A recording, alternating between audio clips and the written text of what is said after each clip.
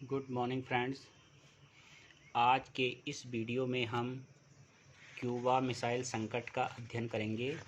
अभी हमारा चैप्टर चल रहा है शीत युद्ध का दौर और इसमें आज का टॉपिक है क्यूबा मिसाइल संकट।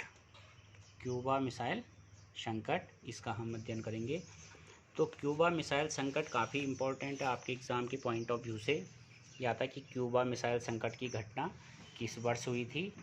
तो यह घटना 1962 में हुई और इस घटना को शीत युद्ध का चरम बिंदु भी कहा जाता है। शीत युद्ध का चरम बिंदु भी कहा जाता है। तो एक्चुअली इस घटना में क्या हुआ था कि इसमें 3 देश शामिल हैं। इस घटना को समझने के लिए आप 3 घटना है 1962 की। देश हैं सोवियत संघ, संयुक्त राज्य अमेरिका और क्यूबा। उस समय सोवियत संघ के जो प्रमुख थे वो थे निकिता क्रुश्चेव। कई बार आपसे क्वेश्चन पूछा जाता है कि निकिता क्रुश्चेव किस देश के नेता थे। तो निकिता क्रुश्चेव कहाँ के हैं? सोवियत संघ के। संयुक्त राज्य अमेरिका के उस समय जो राष्ट्रपति थे वो थे जॉन एफ कैनेडी और जो क्यूबा है उसके राष्ट्रपति थे फिदेल कास्त्रो। तो क्यूबा मिसाइल संकट की घटना इन 3 देशों से और इन 3 नेताओं से जुड़ी हुई है। जैसा कि आप जानते हैं कि शीत युद्ध के दौरान पूरी दुनिया जो है 2 खेमों में बट गई थी। एक था पूर्वी खेमा जो संयुक्त राज्य अमेरिका, ये संयुक्त राज्य अमेरिका है, इसके नेतृत्व में, इसका कौन सा विचारधारा थी? पूंजीवादी विचारधारा। तो इसके नेतृत्व में दुनिया के कुछ देश शामिल थे। और दूसरा था आपका सोवियत संघ, इसमें रशिया लिखा हुआ है।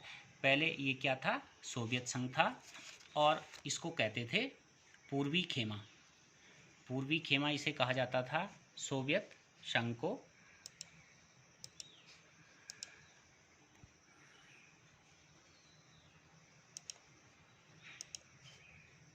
ये आपका सोवियत संघ हो गया, ये पूर्वी खेमा है। तो इस तरह से शीत युद्ध के दौरान दुनिया पूरे 2 गुटों में बटी हुई थी। अब जो क्यूबा मिसाइल संकट की घटना है, क्यूबा अमेरिका के समुद्री तट पर लगा हुआ ये देश है। ये है क्यूबा, ये अमेरिका के बिल्कुल पास है समुद्र में क्यूबा। लेकिन क्यूबा में साम्यवादी सरकार थी और जिसको समर्थन प्राप्त था सोवियत संघ का।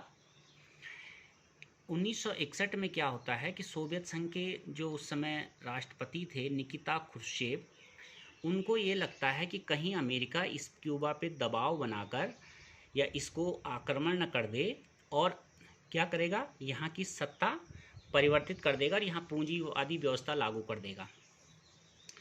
तो जब निकिता क्रुश्चेव को ये डर सताने लगा तो उन्होंने ये सोचा कि क्यों ना हम यहाँ अपनी देश की मिसाइल तैनात कर दें। तो 1962 में उन्होंने क्या किया कि सारी अपनी देश की मिसाइलें क्यूबा में तैनात कर दी और इसको अपना सैनिक अड्डा बना दिया।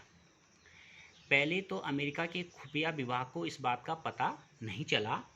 अब जब अमेरिका के इतने नज़दीक सोवियत संघ की मिसाइलें लग गई थी तो अमेरिका को काफ़ी नुकसान पहुंचाया जा सकता था यदि युद्ध होता तो। लेकिन कुछ दिनों के बाद जब अमेरिका के राष्ट्रपति को लगा कि क्यूबा में सोवियत संघ ने मिसाइलें लगा दी और इसको अपना सैनिक अड्डा बना दिया है, तो उन्होंने यह निर्णय लिया कि हमें जो है सोवियत संघ को किसी तरह से रोकना होगा। और उन्होंने अपने जंगी बेड़े को आदेश दिया कि आप मार्च कीजिए और सोवियत संघ के बेड़े को रोकिए। तो जैसे इसके जंगी बेड़ा आगे बढ़े और इधर से सोवियत संघ ने क्यूबा में मिसाइल तैनात कर रखी थी 1962 में, तो पूरी दुनिया को ये लगा कि अब इन दोनों महाशक्तियों के बीच युद्ध होगा और यह युद्ध तीसरे विश्व युद्ध के रूप में जाना जाएगा। लेकिन जब अमेरिका ने अपने जंगी बेड़े को आगे बढ़ाया तो सोवियत संघ ने धैर्य का परिचय देते हुए अपने बेड़े की रफ्तार धीमी कर दी और उसके बाद यहाँ से अपनी मिसाइलें हटाकर वापस अपने देश ले गए। तो उस समय पूरी दुनिया को ये लग रहा था कि अब युद्ध होने ही वाला है, लेकिन युद्ध होते होते टल गया और इसीलिए इस घटना को शीत युद्ध का चरम बिंदु कहा जाता है। आपके पास इसमें कई तरह से क्वेश्चन आते हैं।